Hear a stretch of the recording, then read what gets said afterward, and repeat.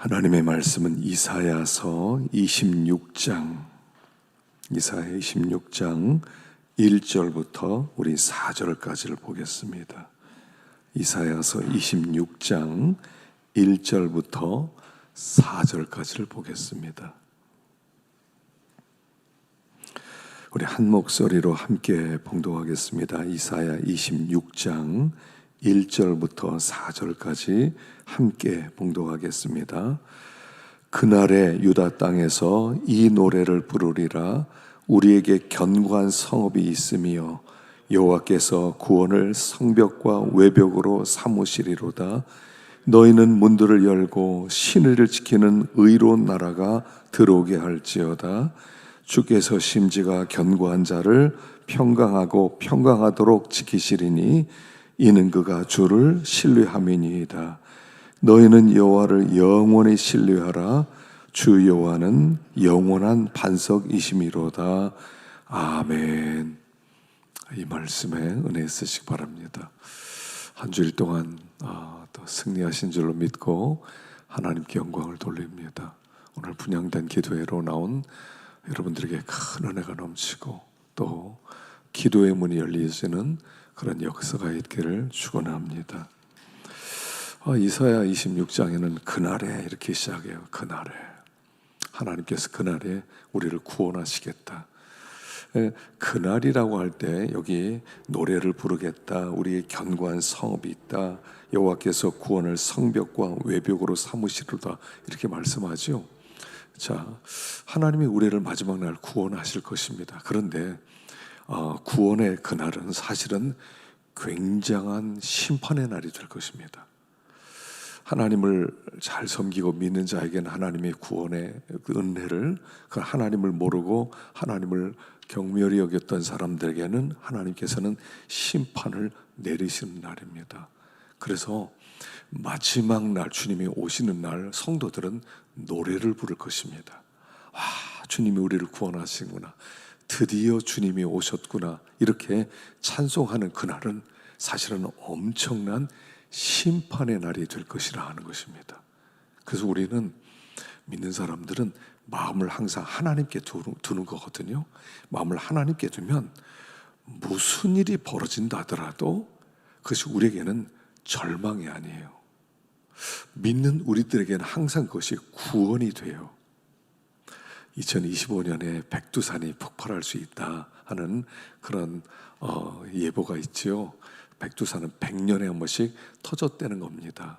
100년에 한 번씩 터졌는데 이제 2025년이 되면 100년이 되는 해라는 거예요. 그러니까 2025년에 아마 화산 폭발할 수 있다. 아니면 뭐 25년이나 26년이나 아마 그 어간에 폭발할 가능성이 있다. 이런 예보가 있어요. 여러분 그러면 어떻습니까? 와, 화산 폭발하면 어떡하지? 백두산은요 보통 화산이 터지는 게 아닙니다. 굉장한 폭발력이 있거든요. 더구나 거기에 물이 있기 때문에 이 뜨거운 것이 물과 갑자기 만나게 됐을 때 그 폭발력이 훨씬 더 많아진다는 겁니다. 그래서 그 화산재의 그런 영향력이 이 남한에까지도 다 미칠 것이다 하는 얘기예요. 그래서 하여간 그 8시간 만에 뭐 이렇게 남한에까지 올 수 있대요. 그래서 그 화산재를 가능한 맞지 않기 위해서 집 안으로 들어가고 집 안에 물을 잘 재워두고 그런 문틈을 잘 막아두고 하여간 집 안에서 며칠 있으래요. 그렇지 않으면 이게 안 좋은 영향을 끼칠 수 있고 차들은 지하 같은 데 다 가능하면 보관하고 그렇게 하래요. 북한은 아마 화산이 터지면 망할 가능성도 있다는 겁니다. 여러분 이런 소식을 들으면 어때요? 불안해지지 않아요? 두려워지지 않아요? 여러분 주님이 재림하실 때 이 땅에는 엄청난 환란이 있게 될 것입니다. 엄청난 위험한 일이 벌어질 것입니다. 뭐 제3차 대전이 일어날지도 모르겠어요. 원자탄이 터진다고 하는 그런 소식도 들릴 수가 있어요. 그럼 두렵습니까? 마음을 하늘에 두면 무슨 일이 벌어진다 하더라도 두려워하지 않는데 두려워하는 이유는 자꾸 땅을 바라봐서 그렇다는 거예요. 땅에 쌓아두는 거, 롯의 처와 같이 무슨 소리가 나더라도 뒤돌아보지 마라. 그리고 앞을 보고 무조건 도망쳐라 그랬는데 하늘에서 유황불 떨어지는 소리가 막 들리니까 빠바바방 하니까 롯의 처가 자기도 모르게 돌아보지요. 그리고 소금 기둥이 돼요. 롯의 처를 기억하라는 것이죠. 그럼 마음이 어디 있냐는 거예요. 우리가 자꾸 마음이 땅에 있느냐 하나님께 있느냐를 자꾸 생각해야 돼요. 땅에 자꾸 쌓아두고 땅에 마음을 두고 땅의 것을 위해서 땅 하고 살아가면 그 위기가 찾아오는 날 두렵겠지만 마음을 하나님께 딱 둔 사람은 두렵지 않다는 거예요. 와, 할렐루야, 이제 오시는군요. 이렇게 될 수 있다는 것입니다. 그래서 오늘 그날에 이렇게 시작하면서 하나님이 구원해 주실 사람들은 어떤 사람들이냐 하는 얘기를 하는 거예요. 자, 첫 번째는 3절입니다. 자, 우리 3절 보겠습니다. 3절 함께 봉독하겠습니다. 시작. 주께서 심지가 견고한 자를 평강하도록 지키시리니 이는 그가 주를 신뢰함이니이다. 심지가 견고한 자, 하나님의 구원을 받을 자는 심지가 견고한 자예요. 심지가 견고한 자는 평강하도록 지켜주실 것이다. 왜냐하면 그가 하나님을 신뢰하는 사람이기 때문이다 라고 말씀하세요.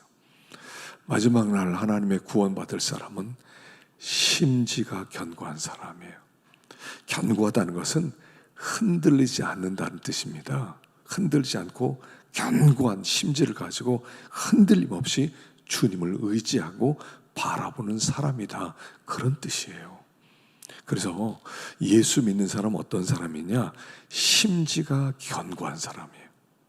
심지가 견고하다는 것은 다른 사람들의 말에 쉽게 요동하거나 흔들리지 않는 사람이란 뜻이에요. 무슨 말을 듣더라도 요동받지 않고 흔들리지 않아요. 마치 그 두 산파, 출애굽기에 보면 산파 얘기가 나오죠. 1장에 시브라와 부하라는 산파가 있었어요. 바로 왕이 그 산파를 불러서 얘기합니다. 저 히브리 사람이 아들을 낳으면 죽여라, 딸을 낳으면 살려라. 근데 이 시브라와 부하가 왕의 말을 들었습니다. 그런데 아들도 살려주고 딸도 살리고 다 살려주는 거예요. 왕이 소원합니다. 너희들 이리 와라. 왜 아들 살렸어? 자, 이게 심지가 견고하는 거예요. 왕이 명령을 내리는데 거기에 흔들리지 않는 거예요. 여러분, 왕이 위협하면 얼마나 무서워요. 생사 여탈권을 가지고 있지 않습니까? 살릴 수도 있고 죽일 수도 있지 않습니까? 그런데 살릴 수도 있고 죽일 수도 있는 왕의 명령 앞에 왕의 명령에 흔들리지 않았다는 거, 이게 심지가 견고한 사람이에요. 심지가 견고한 사람은 흔들리지 않아요.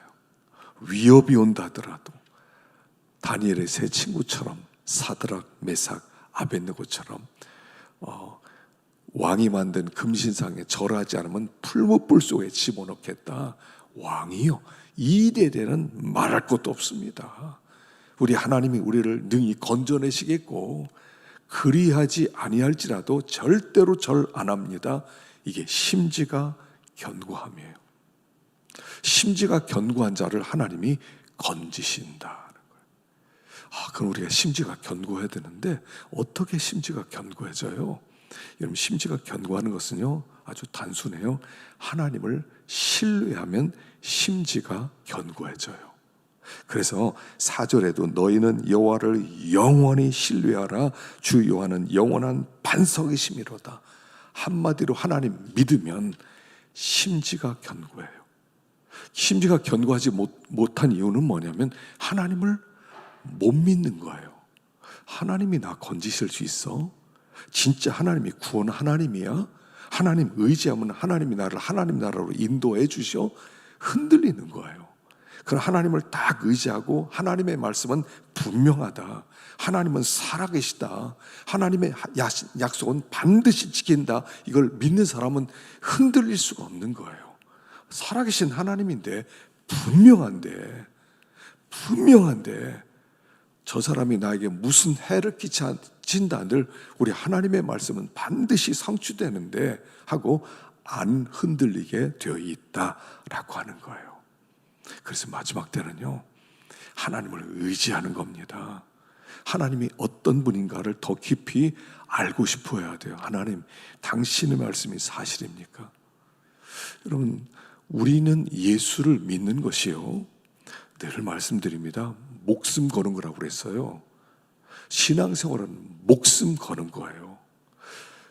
신앙생활은 정치적 망명과 같은 거라고 그랬죠. 북한에서 살던 사람들이 이 남쪽이 진짜 좋은 나라다, 잘 산다, 이걸 알고 와 그래 저기 가면 살 수 있어, 저기 가면 백성으로 국민으로 받아준대, 그걸 믿으면요 그들이 어떤 고난을 감수하고라도 우리 남쪽으로 내려오는 거예요.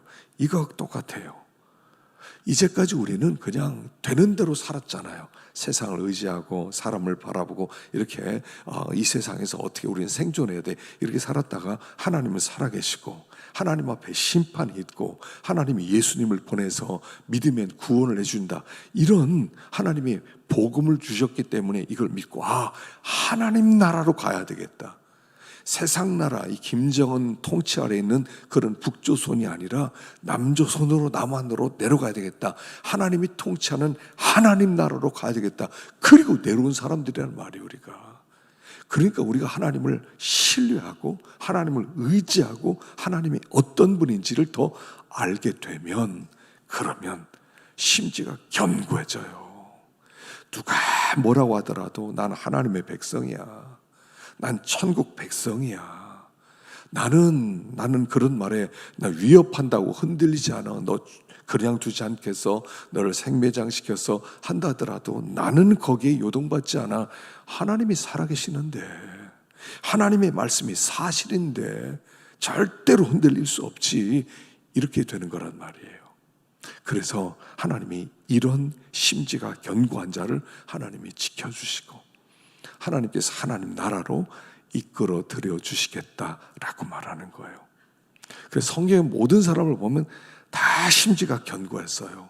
심지가 견고했어요. 이 세상에 어떤 것으로도 유혹한다 하더라도 넘어가지 않았던 사람이에요. 그래서 히브리서 11장에는 이런 사람은 세상이 감당하지 못하는 사람이로다. 세상에 감당하지 못한다는 것은 이 세상에 어떤 것으로도 이 사람의 마음을 살 수 없는 사람이다, 이런 뜻이에요. 아무리 큰 무슨 보배를 준다 하더라도, 아무리 큰 지위를 준다 하더라도 이 사람의 마음은 살 수가 없어요. 심지가 견고해요. 하나님을 신뢰하기 때문에, 영원한 하나님의 살아계심을 믿는 자이기 때문에 이 사람을 흔들 수 있는 것은 아무것도 없다라고 얘기하는 거예요. 그래서 첫 번째로 그날에 우리 구원받을 하나님의 백성들은 심지가 견고한 사람이다. 우리가 하나님 앞에 이렇게 기도해야 됩니다. 하나님, 심지가 견고한 자가 되게 해주세요. 쉽게 요동받지 않는, 두려워하지 않는, 우리가 두려워하지 않거든요. 주님을 사랑하면 두려움이 없어요. 사랑에는 두려움이 없나니 그랬어요. 온전한 사랑에 두려움을 내쫓느니라. 두려워하는 자는 사랑 안에서 온전히 이루지 못하였느니라. 그래서 하여간 하나님만 사랑합니다. 하나님을 의지한다는 것은 하나님을 사랑한다는 뜻이에요. 그러면 이 세상에 어떠한 시험에도 흔들리지 않는다 하는 것입니다. 그래서 성도들은요, 평안해요. 여기 평강에 평강하도록 평강으로 지켜주세요. 성도 마음은요, 흔들리지 않을 뿐 아니라 평안해요. 다니엘을 죽이기 위해서 왕 외에 다른 신에게 절하면 사자굴에 던진다. 평안해요. 동쪽 창문을 열어놓고 하루 3번씩 전에 하던 대로 무릎을 꿇고 감사하면서 기도해요. 왕의 명령이 그에게 눈꼽만큼도 영향을 끼치지 못했다는 거예요. 사자굴 속에 집어 넣습니다. 던졌습니다. 편안한 저녁을 보냅니다. 사자와 함께 밤에 잠을 잡니다. 평안합니다. 새벽에 왕이 하나님이 너를 구해내기에 능하셨느냐 왕이여 만세수를 하옵소서. 하나님이 천사를 보내서 사자의 입을 다물게 하시고 평안한 밤 보냈습니다. 이거예요. 평안해요. 평안해. 평안함이 없다, 불안하다, 심지가 흔들린다는 거죠. 하나님, 심지가 견고해서 평안한 마음 주시옵소서. 학생들 시험 볼 때도요, 평안한 마음으로 시험 보세요. 하나님이 나와 함께 하신다, 그런 믿음을, 어디를 가서 무슨 일이 생기면 하나님이 나와 함께 하신다, 평안하다, 불안해하지 마세요. 불안해하지 마세요. 어떤 상황에서라도 하나님 나와 함께 하신다, 평안한 것이에요. 그래서 심지가 견고한 자는 평안을, 하나님께서 평안의 복을 주신다 하는 것입니다. 자, 두 번째로 어떤 사람을 지키냐면 9절입니다. 9절 읽어보겠습니다. 시작. 밤에 내 영혼이 주를 사모하였은즉 내 중심이 주를 간절히 구하오리니 이는 주께서 땅에서 심판하시는 때에 세계 거민이 의를 배움이니이다. 밤에 내 영혼이 주를 사모하였은즉 내 중심이 주를 간절히 구하오리니. 밤에 그랬어요. 성도들은 이 세상을 살아가면서 영혼의 밤을 통과합니다. 밤이 반드시 있어요. 하나님의 자녀들은 밤을 통과하게 돼 있어요. 다윗이 하나님의 왕으로 그 기름을 부었어요. 사무엘이 왕에게 기름을 부었습니다. 다윗에게 네가 사울 뒤의 왕이다. 그리고 그 왕이 금방 될 줄 알았죠? 아니에요. 그로부터 10년 동안 사울이 다윗을 죽이려고 쫓아다니는 거예요.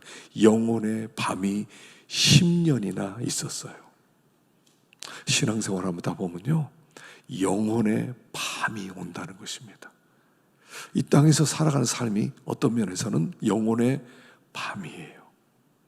하나님께서 구원하시고 바로 천국으로 데려가시고, 그리고 승승장구하게 하시고, 그리고 모든 일이 잘 되게 하시고, 그리고 하나님께서 형통하게 하시고, 그런 게 아니에요. 밤을 통과시켜요.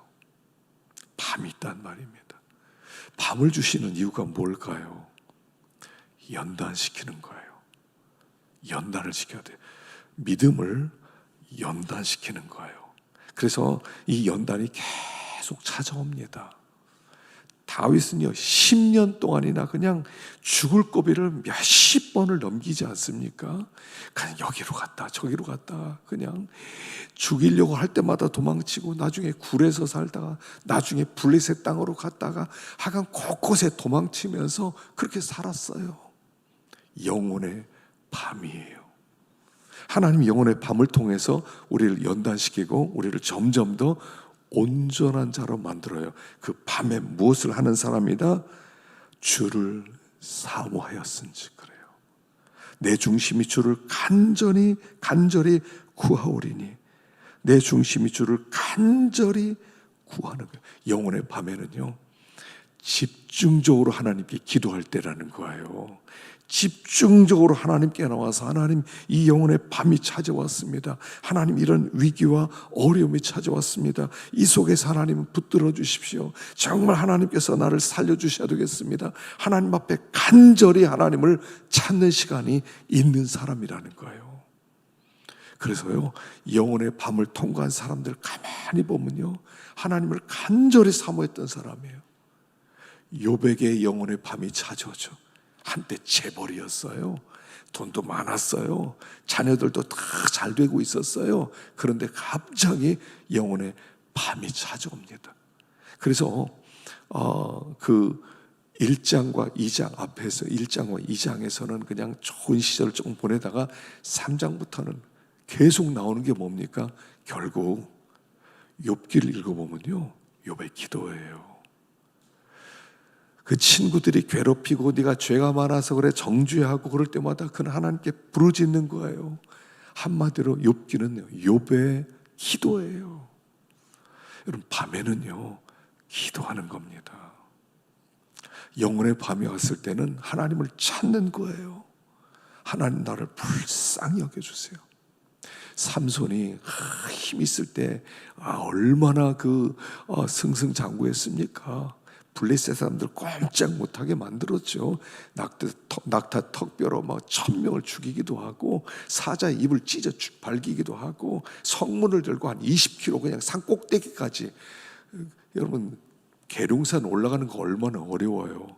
그냥 올라가도 어려운데 이 삼손은요 그냥 성문 2개, 문짝 2개를 딱 등에 메고 저런 헤브론 산꼭대기까지 올라갔다니까요. 700고지를 그냥 그 어마어마하게 큰 성문을 들고 거기까지 올라갈 만큼 그는 힘이 셌어요. 그러다가 들릴라의 유혹에 빠져서 머리 깎이고 눈 뽑히고 그리고 블레셋의 포로가 됩니다. 그리고 머리 자랄 몇 년 동안 영혼의 밤을 보내는 거예요. 우리가 영혼의 밤이 있어요. 그 영혼의 밤이 있으면 왜 이런 게 왔지? 왜 이런 일을 하나님이 허락하셨지? 하나님 계시는 거야? 안 계시는 거야? 하나님 살아계신 거야? 죽은 거야? 그럴 때가 아니에요. 밤이 왔구나. 밤이 왔구나. 하나님 나를 연단시키는구나. 나를 깨끗하고 순전하게 만들기 위해서 나를 용광로 속에 집어넣구나. 이제 용광로 속에서 내가 연단을 받고 더 정결해져야 되겠구나. 그래서 영혼의 밤은요 연단을 통해서 우리를 정결하게 만드는 밤이에요. 그때는 하나님 앞에 작정하고 기도를 해야 되는 겁니다. 작정하고 매달려야 됩니다. 영혼의 밤이 왔는데도요 밤인지를 몰라. 영혼의 밤이 왔는데 밤인지를 모르더라니까요. 그리고 살던 대로 되는 대로 살아가는 거예요. 어떤 때 너무 답답해요. 제 영혼의 잠인데 저분이 왜 저렇게 기도하지 않지? 왜 저렇게 긴장하지 않지? 어떤 때 답답해요. 영혼의 밤이 되면요 그냥 작정하고 하나님께 매달리는 겁니다. 근데 그 영혼의 밤을 통해서 믿음이 자라요. 영혼의 밤을 통해서 정결해져요. 영혼의 밤을 통해서 모든 환경 속에서 일하시는 하나님을 보게 돼요.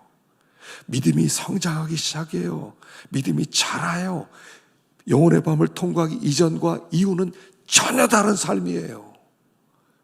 욥이 고난당하기 이전과 고난당하기 이후는 전혀 달라져요. 그래서 그 마음 가운데 감사가 넘치고 믿음이 더 커지고 모든 환경을 다 이길 수 있는 그런 사람이 되는 것이라는 거예요. 그래서 영혼의 밤을 통과할 때 하나님 앞에 간절히 기도하는 사람, 하나님이 그를 건져주시겠다. 주께서 땅에서 심판하시는 때에 세계 거민이 의를 배움이니이다. 누구를 통해서 의를 배워요?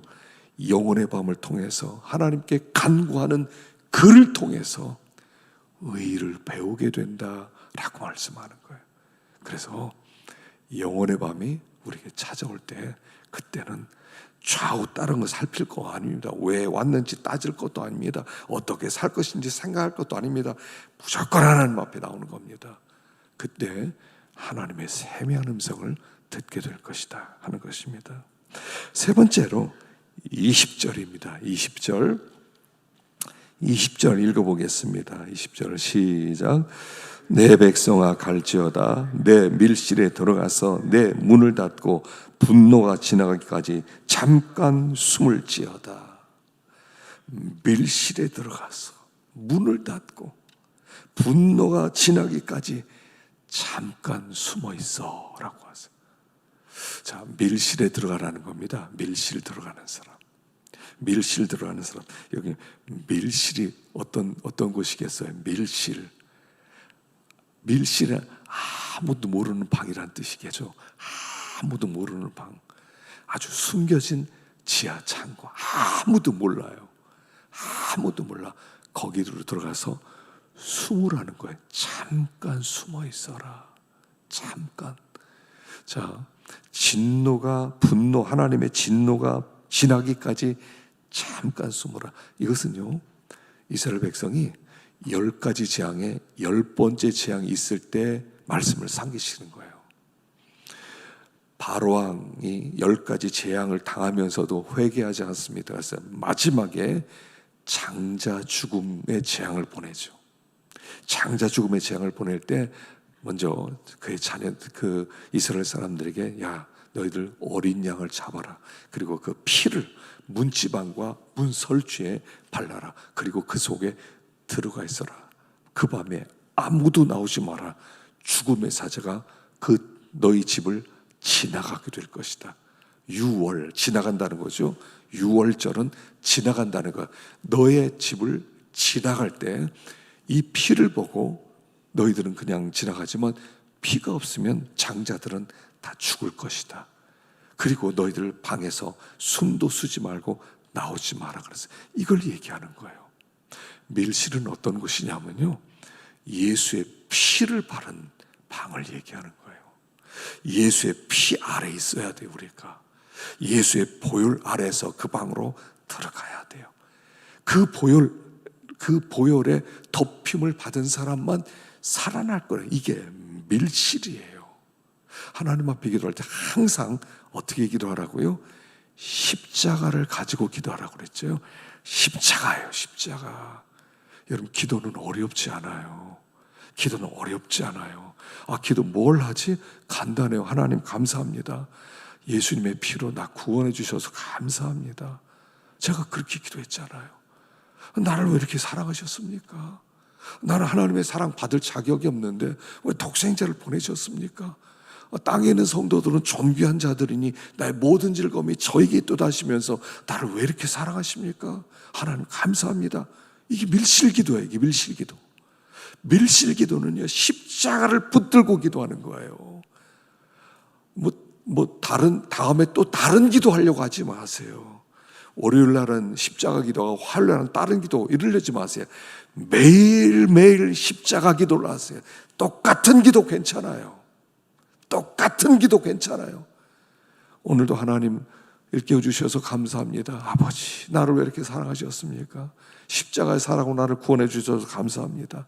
그 다음날 또 하나님 일깨워 주셔서 감사합니다. 아버지, 십자가로 말미암아 내가 오늘도 살아있습니다. 십자가의 은혜로 구원받았고, 십자가의 은혜로 정죄함이 없고, 십자가의 은혜로 내가 천국 백성 되었고, 십자가의 은혜로 영생 받았고, 아버지 감사합니다. 이렇게 또 시작하는 거예요.